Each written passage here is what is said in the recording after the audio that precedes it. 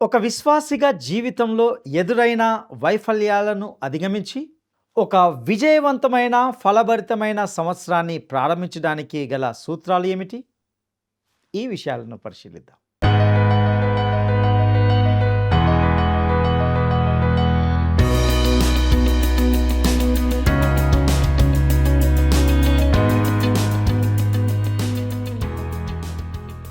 ప్రియమైన స్నేహితులారా, ఈనాటి ప్రేమధార కార్యక్రమానికి స్వాగతం. ఈ సంవత్సరం అంతయు దేవుని యొక్క నీడలో, ఆయన కృపలో మీరు మీ కుటుంబాలు క్షేమంగా మరియు సురక్షితంగా ఉన్నారని నమ్ముచు దేవుణ్ణి ఎంతగానో స్తుతిస్తున్నాము. ఈనాటి ప్రత్యేక సందేశము ద్వారా దేవుని వాక్య సత్యాలను జాగ్రత్తగా గ్రహించాలని, ఆయన ఇచ్చే వాగ్దానాలను స్వతంత్రించుకోవాలని కోరుతున్నాం. ఈ కార్యక్రమాల నుండి నేర్చుకుంటున్న విషయాలను మీ వ్యక్తిగత జీవితాలకు అన్వయించుకుంటూ దేవునిలో ఎదగాలని ఆశిస్తున్నాము. ఇక నూతన సంవత్సరానికి సంబంధించిన ఆధ్యాత్మిక విషయాలను నేటి సందేశం ద్వారా తెలుసుకుందామా? ఊహించలేని మేలులతో నింపిన నా యేసయ్యా, నీకు నా వందనం. ఊహించలేని మేలులతో నింపిన నా యేసయ్యా, నీకు నా వందనం. వర్ణించగలనా నీ కార్యము, వివరించగలనా నీ మేలులను. వర్ణించగలనా నీ కార్యము, వివరించగలనా నీ మేలులను.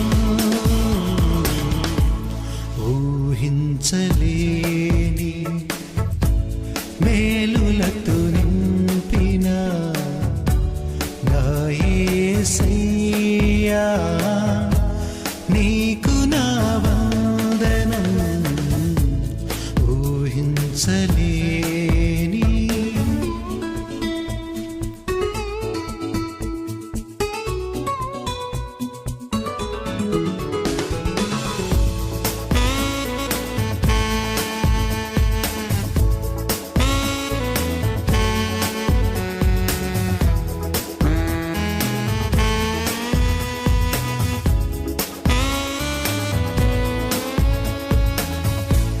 మేలులతో నా హృదయం తృప్తిపరచినావు. రక్షణ పాత్ర పూచి నిన్ను స్తుతియుతును. మేలులతో నా హృదయం తృప్తిపరచినావు. రక్షణ పాత్ర పూచి నిన్ను స్తుతియుతును. ఇశ్రాయేలు దేవుడా, నా రక్షకా, స్తుతియుతును నీ. క్రీస్తునందు ప్రియమైన వీక్షకులందరికీ మన ప్రభువును రక్షకుడైన యేసు క్రీస్తు శక్తిగల నామంలో శుభములు తెలియజేస్తున్నాం.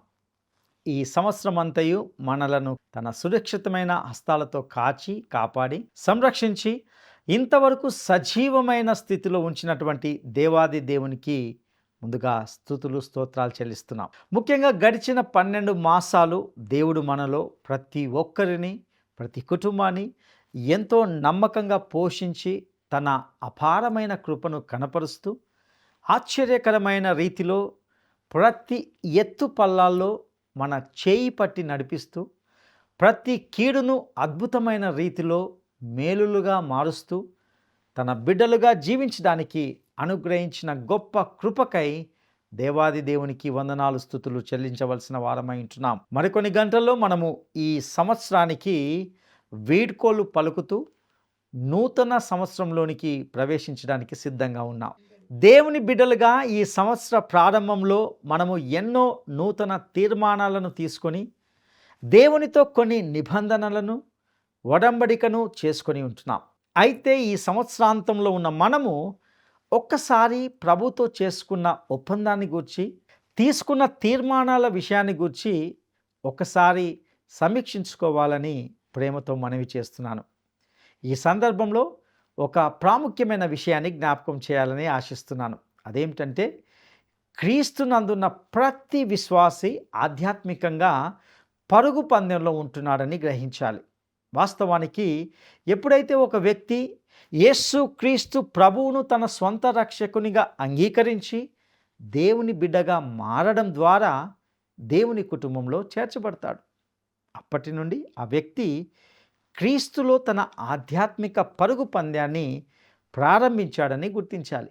అయితే ఒక విశ్వాసిగా మన జీవితంలో ప్రస్తుత ఈ 2025వ సంవత్సరమును ఒక పరుగు పందెముగా భావించి, ఈ పరుగు పందాన్ని నీవు ఎలా ముగించావో అని పరీక్షించుకోవలసిన వారవై ఉంటున్నావు. ఒక విశ్వాసి తన ఆధ్యాత్మిక పరుగు పందాన్ని విజయవంతంగా ఎలా ముగించగలడు అనే విషయాలను మీతో పంచుకోవాలని ఆశపడుచున్నాను. ప్రియులారా, ఈ తలంపుతోనే మిమ్మల్ని అపోస్తలుడైన పౌలు హెబ్రీయులకు రాసిన పత్రిక 12వ అధ్యాయము 1-2 వచనాలపై మీ దృష్టిని నిలపాలని నేను ఆశపడుచున్నాను. ఇంత గొప్ప సాక్షి సమూహము మేఘం వలె మనలను ఆవరించి ఉన్నందున మనము కూడా ప్రతి భారమును, సులువుగా చిక్కులబెట్టు పాపమును విడిచిపెట్టి విశ్వాసమునకు కర్తయు దానిని కొనసాగించువాడునైన యేసు వైపు చూచుచు మన ఎదుట ఉంచబడిన పందెములో ఓపికతో పరిగెత్తుదము. ఆయన తన ఎదుట ఉంచబడిన ఆనందం కొరకై అవమానమును నిర్లక్ష్యపెట్టి సిలువను సహించి దేవుని సింహాసనం యొక్క కుడి పార్శ్వమున ఆసీనుడై ఉన్నాడు. ప్రియులారా, ఈ 2 వచనాలను మనము జాగ్రత్తగా పరిశీలించినట్లయితే మన ఎదుట ఉంచబడిన పందెములో ఓపికతో పరిగెత్తుదము అనే మాటను గమనిస్తాం. ఇక్కడ గ్రంథకర్త అయిన పౌలు కూడా స్వయంగా ఇతర విశ్వాసులతో సహా ఈ పరుగు పందెములో ఉన్నట్లుగా మనం గమనిస్తాం. అందుకే అతడు మన ఎదుట అంటూ అందులో తనను కూడా చేర్చుకున్నట్లుగా చూస్తాం. అనగా ప్రతి విశ్వాసి తన ఆధ్యాత్మిక జీవితంలో ఆధ్యాత్మిక పరుగు పందాన్ని కలిగి ఉన్నాడని గ్రహించగలం. ఇంతకుముందే మనము చెప్పుకున్నట్లుగా ఒక విశ్వాసిగా మనము ఈ ప్రస్తుత 2025వ సంవత్సరాన్ని ఒక పరుగు పందెముగా భావించి ఈ ఆధ్యాత్మిక పరుగు పందాన్ని నీవు నేను ఎలా ముగించామో అని పరీక్షించుకోగలిగితే తప్పకుండా కొన్ని వైఫల్యాలను మనం చూస్తాం. అనగా ఈ సంవత్సరమును ఆధ్యాత్మిక పరుగు పందాన్ని దేవుడు ఆశించిన విధంగా ముగించలేకపోయామని ఒప్పుకోక తప్పదు. ఎందుకంటే ఎన్నో చక్కటి బలమైన నిర్ణయాలతో, తీర్మానాలతో ఈ సంవత్సరాన్ని ఎంతో ఘనంగా ప్రారంభించినప్పటికీ ఈ సంవత్సరంలోని ఈ చివరి రోజు ముగింపు అనేక సార్లు మనకు ఎంతో నిరాశను కలిగించేదిగా ఉండి ఉండవచ్చు. అంతిమ ఫలితాలు ఎంతో నిరుత్సాహాన్ని కలిగించేవిగా ఉండవచ్చు. అయితే కొన్ని గంటల్లో నూతన సంవత్సరంనకు ఆహ్వానం పలకబోతున్న మనలను హెబ్రీ పత్రిక 12వ అధ్యాయము 1-2 వచనాల ద్వారా బలపరచడానికి, ప్రోత్సహించడానికి ఒక విజయవంతమైన ఆశాజనకమైన సంవత్సరాన్ని ప్రారంభించడానికి అపోస్తలుడైన పౌలు సిద్ధంగా ఉంటున్నాడు. గత వైఫల్యాలను గూర్చి ఆలోచిస్తూ కృంగిపోవద్దని, వెనుక ఉన్న వాటిని అనగా గత వైఫల్యాలను, దుఃఖాన్ని, బాధలను, కలవరపెట్టిన పరిస్థితులను, నిన్ను ఇబ్బంది పెట్టిన వ్యక్తులను మరచిపోయి ముందున్న వాటికై అనగా దేవుడు నీ కొరకు ముందున్న నూతన సంవత్సరంలో దాచి ఉంచిన మేలులను, ఉద్దేశాలను పొందుకోవడానికి సిద్ధపడాలని కోరుతున్నాడు. ఇక ఈ సందర్భంలో ఒక విశ్వాసిగా నీవు నేను విజయవంతమైన ఫలభరితమైన సంవత్సరాన్ని ప్రారంభించడానికి గల 4 గొప్ప ఆధ్యాత్మిక సత్యాలను హెబ్రీ పత్రిక 12వ అధ్యాయము 1-2 వచనాల ద్వారా జ్ఞాపకం చేయాలని నేను ఆశపడుతున్నాను. మొదటిది, ఒక విజయవంతమైన ఫలభరితమైన సంవత్సరాన్ని ప్రారంభించడానికి గల మొదటి ఆధ్యాత్మిక సత్యము లేదా సూత్రం ఏమిటంటే మనము ప్రతి భారాన్ని విడిచిపెట్టాలి. ప్రియులారా, ఇక్కడ మనం గమనించవలసిన ప్రాముఖ్యమైన విషయం ఏమిటంటే ఈ సంవత్సరంలో దేవుడు ఆశించిన విధంగా మన ఆధ్యాత్మిక పరుగు పందెమును ముగించకపోవడానికి గల కారణము అనవసరమైన ప్రతి భారాన్ని మోస్తూ వచ్చి ఉండవచ్చు. ఇక్కడ ప్రతి భారము అనగా దేవుని కంటే ఎక్కువగా దేనిని ప్రేమించినప్పటికీ లేదా దేనికైనా ప్రాధాన్యత ఇచ్చినప్పటికీ అది దేవుని దృష్టిలో అనవసరమైన ప్రతి భారంగానే పరిగణించబడుతుంది. కొన్నిసార్లు అది మన కోణంలో ఎంతో మంచిదిగా ఉండవచ్చు. ఉదాహరణకు మన భాగస్వామిని ప్రేమించడం, పిల్లలను ప్రేమించడం, ఉద్యోగాన్ని ప్రేమించడం, వ్యాపారాన్ని ప్రేమించడం అది తప్పు కానే కాదు, అది మంచిదే. అయితే ప్రియులారా, ఎప్పుడైతే ఈ విషయాలు నీవు నేను దేవుణ్ణి ప్రేమించే విషయంలో కానీ దేవునికి ప్రథమ స్థానము ఇవ్వడంలో కానీ ఒక అడ్డుబండగా ఉంటాయో అది మన ఆధ్యాత్మిక పరుగు పందెంలో ప్రతి విధమైన భారముగానే మారుతుంది. దేవుడు ఎల్లప్పుడూ మనలను మన వ్యక్తిగత ఆధ్యాత్మిక జీవితంలో ఆయనకే ప్రథమ స్థానం ఇవ్వడానికే ఇష్టపడతాడు. ఒకవేళ ఈ లోక కోణంలో ఎన్నో మంచివిగానే ఉన్నప్పటికీ అవి అనేక సార్లు దేవుని ఆమోదాన్ని పొందనివిగా, అవి మన ఆధ్యాత్మిక పరుగు పంద్యానికి ప్రతిబంధకాలుగా ఉండి ఉండవచ్చు, లేదా అవి మన ఆధ్యాత్మిక ఎదుగుదలకు దోహదకరంగా ఉండి ఉండకపోవచ్చు. అందుకే పౌలు భక్తుడు మనకు జ్ఞాపకం చేస్తున్న గొప్ప విషయం ఏమిటంటే ప్రతి భారాన్ని మనము విడిచిపెట్టగలిగితే ఆధ్యాత్మిక పరుగు పందెము సాఫీగా కొనసాగుతుంది. బైబిల్ గ్రంథంలో నుండి మీకు ఒక చక్కటి ఉదాహరణను జ్ఞాపకం చేయాలని ఆశిస్తున్నాను. గిద్యోను అనే న్యాయాధిపతి దేవుని బిడ్డలను శత్రువులైన మిద్యానీయుల చేతిలో నుండి విడిపించడానికి పిలువబడ్డాడు. అతడు తన దగ్గరనున్న 32,000 మందితో శత్రువులను ఎదుర్కోవడానికి సిద్ధమయ్యాడు. అయితే దేవుడు అన్నాడు, ఇందులో చాలామంది అనవసరమైన ప్రతిభారంగానే ఉన్నారు, అటువంటి వారు నాకు అక్కర్లేదు, వారిని ఫిల్టర్ చేయమని కోరినప్పుడు అందులో నుండి కేవలము 10,000 మంది మాత్రమే మిగిలారు. అప్పుడు దేవుడు అన్నాడు, నాకు వీరు కూడా ఎక్కువే, వీరిలో కూడా అనవసరమైన వారిగా ప్రతి భారంగా ఉన్నటువంటి వారు ఎంతోమంది ఉన్నారు, వారిలో నుండి కూడా కుక్క వలె గతుకుతూ నీళ్లు త్రాగిన వారిని వేరు చేయమని అడిగాడు. అప్పుడు వారిలో నుండి అనవసరమైన ప్రతి భారముగా ఉన్నటువంటి వారు అనగా సుమారు 9,700 మంది వేరు చేయబడి కేవలము 300 మంది మాత్రమే మిగిలిపోయారు. ఆ 300 మందితోనే వారు గొప్ప విజయాన్ని పొందుకోగలిగారు. ప్రియులారా, ఈ లోకపరంగా ఎంతోమంది సైన్యము మనుషులు ఎంత ఎక్కువగా ఉంటే అంత మంచిది, కానీ దేవుని దృష్టిలో మాత్రము మిగతాది అనవసరమైన భారంగానే ఉంటున్నారు.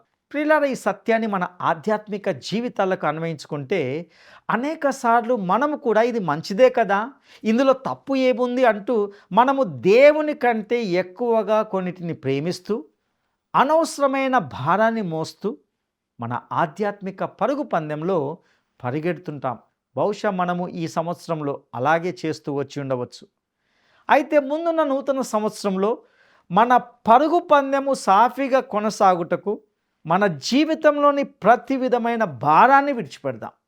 దేవుని కంటే ఎక్కువగా దేనినైనా ప్రేమిస్తున్నామా, దేవునికి మనకు మధ్యలో అడ్డుగా ఏదైనా ఉన్నదా అని మనలను మనము పరిశీలించుకొని అటువంటి ప్రతి విధమైన భారములను విడిచిపెడదాం. ఇక రెండవదిగా, ఒక విజయవంతమైన ఫలభరితమైన సంవత్సరాన్ని ప్రారంభించడానికి గల మరొక ఆధ్యాత్మిక సత్యము లేదా సూత్రం ఏమిటంటే మనము సులువుగా చిక్కులబెట్టు ప్రతి పాపమును విడిచిపెట్టాలి.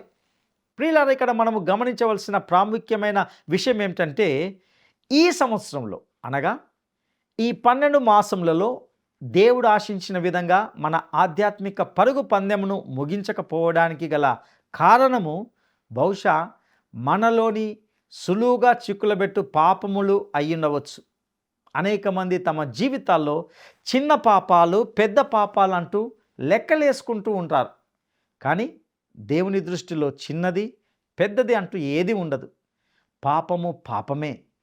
అయితే ఇక్కడ సులువుగా చిక్కులబెట్టు పాపం అనగా విశ్వాసులుగా మనము పెద్ద పాపాలంటూ వాటి విషయంలో ఎంతో జాగ్రత్తగా మసలుతూ కొన్ని విషయాలను మాత్రం ఎంతో తేలికగా తీసుకుంటుంటాం.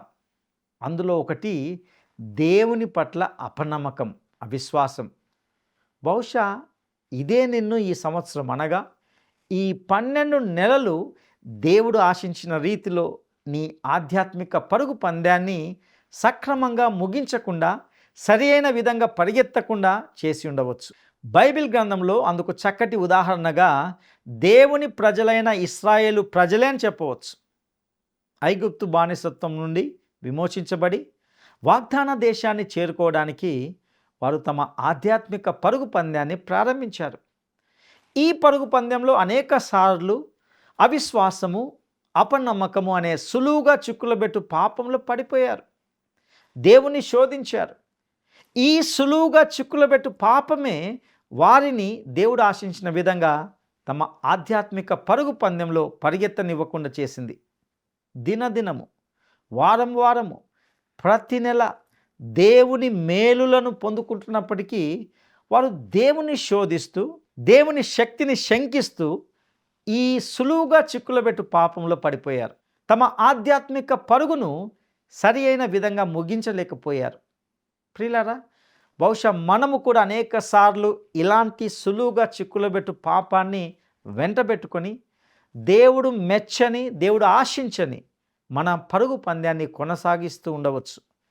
అందుకే అపోస్తులైన పౌలు ఈ హెబ్రీ పత్రిక 12వ అధ్యాయము మొదటి 2 వచనాల ద్వారా ఈ విధంగా హెచ్చరిస్తున్నాడు. మనము మనలను సులువుగా చిక్కులబెట్టు ప్రతి పాపాన్ని విడిచిపెట్టాలి. ఇక మూడవదిగా, ఒక విజయవంతమైన ఫలభరితమైన సంవత్సరాన్ని ప్రారంభించడానికి గల మరొక ఆధ్యాత్మిక సత్యము లేదా సూత్రం ఏమిటంటే, మనము మన ఆధ్యాత్మిక పరుగు పందాన్ని ఓపికతో పరిగెత్తాలి. ప్రియులారా, ఇక్కడ మనము గమనించవలసిన ప్రాముఖ్యమైన విషయం ఏమిటంటే, ఈ సంవత్సరంలో అనగా ఈ 12 మాసాల్లో దేవుడు ఆశించిన విధంగా మన ఆధ్యాత్మిక పరుగు పందాన్ని ముగించకపోవడానికి గల కారణము బహుశా మనము ఓపికతో పరిగెత్తలేకపోయి ఉండవచ్చు. ఇక్కడ ఓపిక అనగా సహనము, సహించుట అని అర్థం చేసుకోవాలి. ఇంగ్లీష్ భాషలో ఎండ్యూరెన్స్ అనే పదం వాడబడింది. సాధారణంగా ఈ పదాన్ని ఏదైనా శ్రమను, నొప్పిని, అవమానంను భరించుట లేదా సహించుట అనే సందర్భంలో వాడుతుంటాం. ప్రియులారా, ఒక విషయాన్ని మీకు జ్ఞాపకం చేయాలని ఆశిస్తున్నాను. అదేమిటంటే, క్రైస్తవ జీవితం అనేది ఒక పూల బాట కానే కాదు, అదొక ముళ్ళ బాట. అందులో కష్టాలు, శ్రమలు, అవమానాలు ఉంటాయి. ఒక పరుగు పందెంలో పాల్గొనే వ్యక్తి శ్రమ పడితేనే అతనికి కిరీటము లేదా బహుమానం దక్కుతుంది. అతని సాధనలో అతనికి శ్రమలు, కష్టాలు తప్పకుండా ఎదురవుతాయి. చాలామంది ఈ సంవత్సరాన్ని ఎంతో సంతోషంగా, ఉత్సాహంతో తన ఆధ్యాత్మిక పరుగు పందాన్ని ప్రారంభించి ఉండవచ్చు. అయితే కొంతకాలం తర్వాత ఎదురైన శ్రమలను బట్టి లేదా కష్టాలను బట్టి తమ పరుగు పందాన్ని మధ్యలోనే నిరుత్సాహంతో ఆపేసి ఉండవచ్చు. తద్వారా ప్రభువు ఆశించిన విధంగా తమ పరుగు పందాన్ని కొనసాగలేకపోయి ఉండవచ్చు. ప్రియులారా, ఈ ఆధ్యాత్మిక పరుగు పందెంలో మనకు ఓపిక, సహనము కావాలి. ఒక బాధాకరమైన విషయం ఏంటంటే, నేడు అనేక మంది క్రైస్తవ జీవితం అనేది ఆశీర్వాదాలతో కూడిన జీవితం అని అనుకుంటుంటారు. నేడు అనేక మంది సేవకులు కూడా భౌతిక సంబంధమైన ఆశీర్వాదాలతో కూడిన ఐశ్వర్య సువార్తను ప్రకటిస్తున్నారు.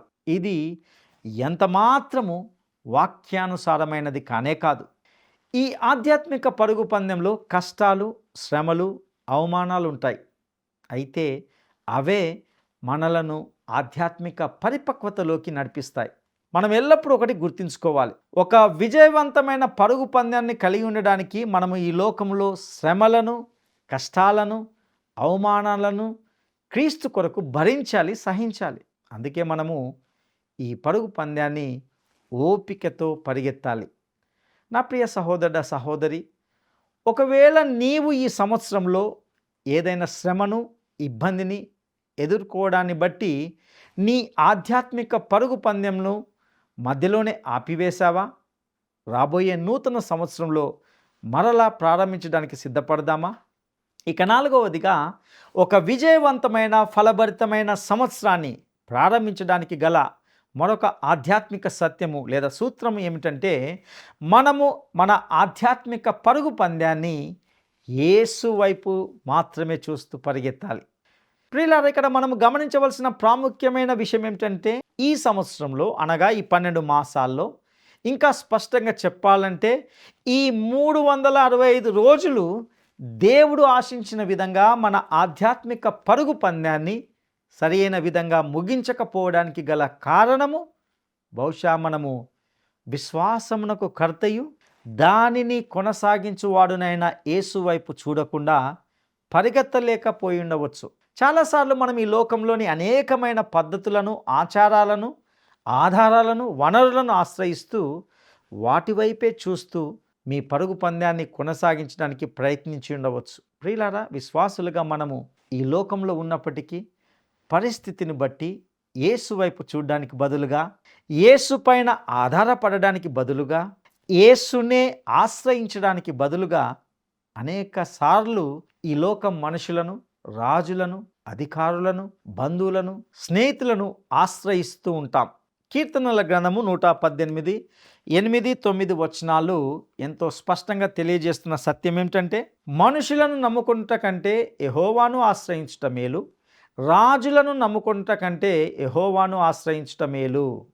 అయితే ప్రియులారా, మనం ఈ గొప్ప సత్యాన్ని మరచి మన విశ్వాసమునకు కర్తయు దానిని కొనసాగించువాడునైన యేసు వైపు చూడకుండా ఈ లోకములో గురి లేకుండా పరిగెత్తుతూ దేవుడు మన పట్ల కలిగి ఉన్న ఉద్దేశానికి, గమ్యస్థానానికి చేరుకోలేకపోతున్నాం. కాబట్టి మనము నూతన సంవత్సరంలోకి ప్రవేశించడానికి ముందు ఈ విషయంలో మనలను మనము పరిశీలించుకోవలసిన వారమై ఉన్నాం. యేసు వైపు అనగా దేవుని వైపు చూసిన వారు తమ జీవితంలో చాలా స్పష్టమైన, ఖచ్చితమైన గమ్యస్థానానికి చేరుకోగలుగుతారు. ఈ సందర్భంలో మీకు బైబిల్ గ్రంథంలోని ఒక చక్కటి ఉదాహరణను జ్ఞాపకం చేయాలని ఆశపడుచున్నాను. యేసు క్రీస్తు వారి శిష్య బృందంలో ప్రముఖుడు, వయసులో కూడా పెద్దవాడు అయినటువంటి పేతురు జీవితంలో ఒక గొప్ప సంఘటన జరిగింది. ఒకరోజు రాత్రి శిష్యులందరూ యేసు లేకుండా దోణిలో ప్రయాణిస్తూ ఉండగా గొప్ప తుఫాను సంభవించింది. గాలి బలంగా వీచింది. అలలు వచ్చి ఆ దోణెను బలంగా కొట్టాయి. ఆ సమయంలో యేసు ప్రభువు నీళ్ళ మీద నడుచుకుంటూ వారి యొద్దకు వచ్చినప్పుడు శిష్యులందరూ ముందు ఎంతో భయపడ్డారు. ఆ తర్వాత ఆయన ప్రభువు అని గుర్తించారు. ఈ సందర్భంలో పేతురు యేసును చేరుకోవడానికి నీళ్ళ మీద నడవడానికి సిద్ధపడ్డాడు. ప్రకృతి నియమానికి విరుద్ధంగా అనగా గురుత్వాకర్షణ శక్తికి విరుద్ధంగా నీళ్ళ మీద అతడు కొంతవరకు నడిచాడు. ఇక్కడ మనము గమనించవలసిన ముఖ్యమైన విషయం ఏమిటంటే, పేతురు నీళ్ళ మీద ఎప్పటి వరకు నడవగలిగాడు అంటే, అతడు తన దృష్టిని ఎప్పటి వరకైతే క్రీస్తు మీద ఉంచాడో, యేసు వైపు చూస్తూ నడిచాడో, తాను నీళ్ళ మీద నడుస్తున్నాను అనే విషయాన్ని మర్చిపోయాడు. అయితే ఎప్పుడైతే అతడు యేసు మీద నుండి తన దృష్టిని మార్చి అలల వైపు, సమస్యల వైపు, మనుషుల వైపు, పరిస్థితుల వైపు, తన వ్యక్తిత్వం వైపు తిరిగాడో తాను మునిగిపోవడం ప్రారంభించాడు.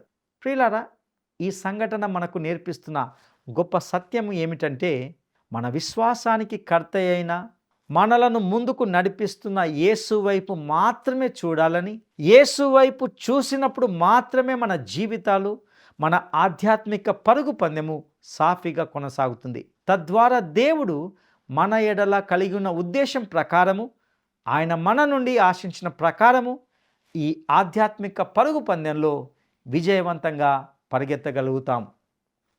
ప్రియ సహోదరుడా సహోదరి, ఈ సంవత్సరానికి వీడ్కోలు పలకడానికి మరికొన్ని గంటలు మాత్రమే ఉండవచ్చు. అయితే ఈ గతించబోయే సంవత్సరాన్ని నీవు ఒక పరుగు పందెంగా భావించినట్లయితే, నేను ఒక ప్రశ్నను మిమ్మల్ని సూటిగా అడగాలని ఆశపడుచున్నాను. ఒక విశ్వాసిగా మీ పరుగు పందెము ఎలా కొనసాగింది? ఎన్నో ఆటంకాలను బట్టి, కష్టాలను బట్టి, నిరుత్సాహకరమైన పరిస్థితులను బట్టి పరుగు పందాన్ని మధ్యలోనే ఆపివేశావా? దేవుడు మరొక అవకాశాన్ని ఈ నూతన సంవత్సరంలో అనుగ్రహించడానికి ఇష్టపడుచున్నాడు. గత వైఫల్యాలను బట్టి చింతించకుండా, కృంగిపోకుండా, చేసిన పొరపాట్లను అధిగమిస్తూ ఒక చక్కటి ఆధ్యాత్మిక పరుగు పందెమును మనము ప్రారంభించడానికి దేవుడు ఇష్టపడుచున్నాడు. ఇంతవరకు విన్న ఈ సందేశం ద్వారా ఈ నూతన సంవత్సరంలో ఒక విజయవంతమైన, ఫలభరితమైన ఆధ్యాత్మిక పరుగు పందాన్ని ప్రారంభించడానికి పరిశుద్ధాత్మ దేవుడు మీకు సహాయం చేయనుగాక. దైవాశీస్సులు. మరొకసారి మీ అందరికీ నూతన సంవత్సర శుభాకాంక్షలు తెలియజేస్తుంటున్నాను. ప్రార్థన చేసుకుందాం. మహాపరిశుద్ధుడా, నమ్మదగిన దేవా, నీ దయగల పాదాలకు వందనాలు, స్తుతులు చెల్లిస్తుంటున్నాం. ప్రభువా, ఈ 2025 అనే పరుగు పందాన్ని మేము నివాసించిన రీతిగా మేము ముగించలేకపోయి ఉంటున్నాం. నీ యొక్క సన్నిధిలో మేము ఒప్పుకుంటున్నాం. అయితే ప్రభువా, మీరు మా యొక్క బలహీనతలను, వైఫల్యాలను బట్టి చింతించకుండా మాకిచ్చిన మరొక అవకాశాన్ని బట్టి నీకు వందనాలు చెల్లిస్తుంటున్నాం. ఈ రాబోయే నూతన సంవత్సరాన్నైనా ఒక ఆశాజనకమైన, ఫలభరితమైన సంవత్సరంగా ప్రారంభించాలని మీరు కోరుకుంటున్నారు. అందుకే నీకు వందనాలు. హెబ్రీ పత్రిక 12వ అధ్యాయము 1-2 వచనాల్లో నుండి తెలియజేసిన గొప్ప ఆధ్యాత్మిక సూత్రాలకే నీకు వందనాలు. అవును ప్రభువా, మా ఆధ్యాత్మిక జీవితంలో నీకు ఇష్టం కానిది, నీకంటే ఎక్కువగా ప్రేమిస్తున్న దానిని, ప్రతి భారాన్ని పక్కన పెట్టడానికి సహాయం చేయండి. సులువుగా చిక్కులబెట్టు ప్రతి పాపాన్ని విడిచిపెట్టడానికి సహాయం చేయండి. ఓపికతో, సహనముతో ఈ లోకపు శ్రమలను నీ కొరకు అనుభవిస్తూ మా పరుగు పందాన్ని కొనసాగడానికి సహాయం చేయండి. అదే రీతిగా ప్రభువా, మా రక్షకుడు, విశ్వాసానికి కర్త, దాన్ని కొనసాగించువాడునైన యేసు వైపు చూస్తూ మా ఆధ్యాత్మిక జీవితంలో ముందుకు వెళ్ళడానికి తన సహాయం దయచేయవలసిందిగా ప్రార్థిస్తూ, మరొకసారి ప్రభువా, మేము ఈ యొక్క పాత సంవత్సరాన్ని మేము వీడుకోలు పలుకుతూ నూతన సంవత్సరంలో ఎంతో గొప్ప నిర్ణయాలతో ప్రవేశించడానికి తగిన సహాయం దయచేయవలసిందిగా ప్రార్థిస్తూ, మా రక్షకుడును నమ్మదగిన యేసయ్య శక్తిగల నామంలో అడిగి స్తుతించి వేడుకుంటున్నాము తండ్రి. ఆమెన్.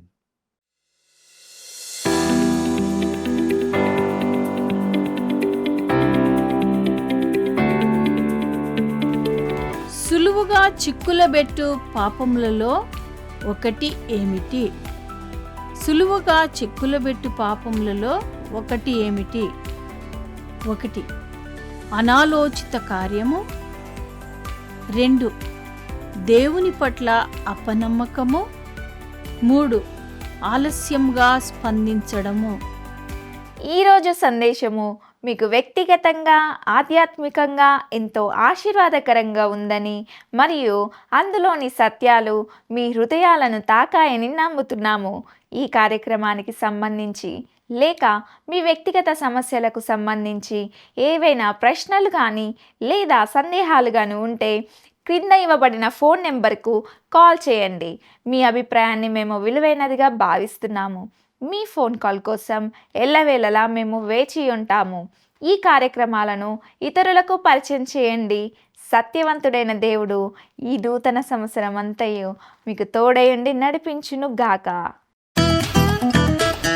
ఈ కార్యక్రమం మీకు నచ్చిందా? అయితే వెంటనే మిస్డ్ కాల్ ఇవ్వండి. బహుమతి పొందే విజేత మీరే కావచ్చు.